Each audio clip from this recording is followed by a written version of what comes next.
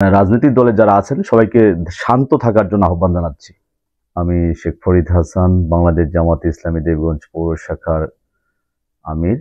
আমি আজকে দেবীগঞ্জে আমাদের পৌরসভাস্থ ৯ নম্বর ওয়ার্ডে একটি উদ্ভূত পরিস্থিতির সৃষ্টি হয়েছে, যেটার জন্য আমাদের দেবীগঞ্জবাসী এবং সর্বোপরি যারা অনলাইনে আছেন তারা সবাই উদ্বিগ্ন। এই জন্য এই বিষয়টিকে আমি সবার অবগতির জন্য আমি জ্ঞাতার্থে কিছু বলতে চাচ্ছি।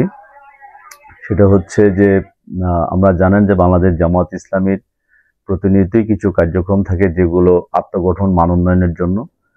তো আমরা আমাদের একটা নির্ধারিত মাসিক একটা মান উন্নয়নের জন্য যেটা প্রোগ্রাম, যেটা বাংলাদেশ জামাত ইসলামী প্রতিনিয়ত করে থাকে, সেটা হলো কোরআন তালিম প্রোগ্রাম। তো যেটা মসজিদে আমাদের তাবলিগ জামাতের ভাইরা যেভাবে বলে যে আলহামদুলিল্লাহ মসজিদ নামাজের পরে দিনের কিছু আলোচনা হবে, সবাই বসেন, বহুত ফায়দা হবে, ঠিক সেভাবেই আমাদের একজন ভাই নামাজ শেষ করে, এটা অত্যন্ত ছোট্ট প্রোগ্রাম ছিল, নামাজ শেষে সকল জনশক্তির উদ্দেশ্যে মুসল্লিদের উদ্দেশ্যে বলেছেন যে নামাজ শেষে কোরআনের তালিম আছে, আপনারা সবাই বসেন, এটা আমাদের মেহমান আসছে, আপনাদের সাথে এই বিষয়গুলো একটু আলোচনা করবেন। তো তালিমের নামাজ শেষে আমরা তালিমের বিষয়ে একটু সহিহ তেলাওয়াত বা এইসব বিষয়ে আলোচনা শুরু করেছি। তাৎক্ষণিকভাবে একটু পরেই আমাদের সেই মসজিদের সম্মানিত সভাপতি, সম্ভবত নাম জসিমউদ্দিন বা জসি নামে যাকে ডাকে, উনি এসে আমাকে বলছেন যে এটা এখানে রাজনৈতিক প্রোগ্রাম করা যাবে না। আমি তখন তাকে বললাম যে এখানে যারা উপস্থিত আছেন এখানে আপনি লক্ষ্য করেন যে এখানে শুধু আমাদের এটা ছোট্ট একটা প্রোগ্রাম, সকল লোকজন এখানে আছে, শুধু আমাদের দলীয় অন্য লোকজন এখানে আছে। তখন সে বলল যে আমাকে বাইরে থেকে প্রচুর প্রেশার দিচ্ছে, অনেক বারবার ফোন দিচ্ছে, তা আপনি এটা বন্ধ করেন। আমি তখন তার কাছ থেকে কিছু সময় নিলাম যে আপনি যেহেতু বললেন আপনি আমাকে 10 মিনিট সময় দেন, আমি কথা শেষ করে আমি দ্রুত প্রোগ্রাম শেষে চলে যাব, যেহেতু আপনি আসার সাথে সাথে আমি প্রোগ্রামটা বন্ধ করতে পারছি না বা এটা দেখতে একটু দৃষ্টিকটু মনে হবে। তো উনি আমার কথাটা শুনলো এবং বুঝলো যে হ্যাঁ ঠিক আছে, আমাকেও সম্মান করলো।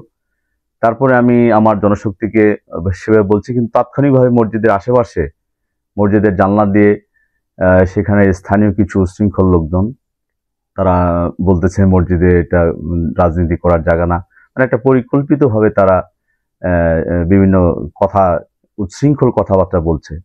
এক পর্যায়ে আমাকেও যখন আমি তাদেরকে আশ্বস্ত করতে চাইলাম, তো তারা যখন উত্তেজিত হচ্ছিল, আমাদের জনশক্তিও তার কথাটাকে প্রোটেকশন করতে উদ্যত হলে এক পর্যায়ে একটু বিশৃঙ্খল পরিবেশের সৃষ্টি হলো। তাৎক্ষণিকভাবে আমি যখন দেখলাম যে এটা পরিস্থিতি নিয়ন্ত্রণের বাইরে চলে যাচ্ছে, তখন আমার ঊর্ধ্বতন দায়িত্বশীল জনাব আবুল বাশার বসিনা, তাকে আমি কল করলাম এবং কি ওইখানকে যারা স্থানীয় নেতৃবৃন্দ আছে অন্য দলের, তাদের সাথে আমি সুন্দরভাবে কথা বলে মানে সৌহার্দ্যপূর্ণ আচরণে তাদের সাথে বিষয়টাকে মিউচুয়াল করার চেষ্টা করেছি। তারাও আশ্বস্ত হয়েছে।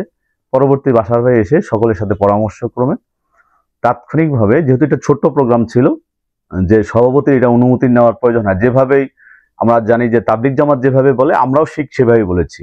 এই জন্য ছোট্ট প্রোগ্রাম হওয়ার পর তারপরেও বাসা ভাই বলছে যে ঠিক আছে, যেহেতু সভাপতি এটা বিষয়ে আপত্তি করেছে, আমরা এই বিষয়ে আর কোনো বার্গেনিং বা কোনো ধরনের কর্মসূচিতে যাব না, আমরা আজকে প্রোগ্রাম এখানে স্থগিত করে যার যার অবস্থানে যার যার বাড়িতে চলে যাওয়ার নির্দেশ দিয়েছেন।